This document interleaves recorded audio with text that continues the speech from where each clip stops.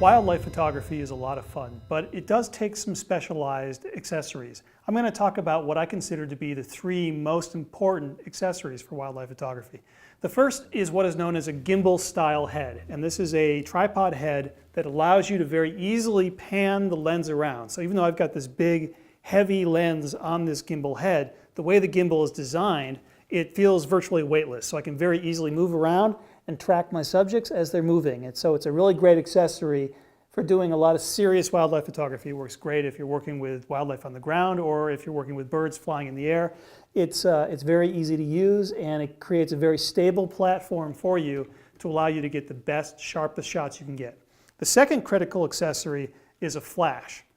Now, a flash is typically going to be used not to be the primary source of light for your wildlife subject, but to add some fill light. So I'll often use the flash at a lower power setting so that it adds just a little bit of extra light to the wildlife subject. So that's a really great thing to help bring out the color. If you're shooting a bird, for example, and it's got colorful feathers, the flash at low power can help bring out just a little bit more of that extra color. Also, it can be useful if you're working with a subject that's in the shade or if it's backlit. You can use the flash as a secondary light source to just bring in a little bit of fill light with your wildlife subject. Now, a third useful accessory which is related to the flash is what is known as a flash extender. And this is basically a small, cheap plastic device that allows you to put a Fresnel attachment to the front of your flash, and this will extend the power and the range of your flash. So if you're working with more distant wildlife subjects, it's very easy to go ahead and use the fill flash with that more distant subject.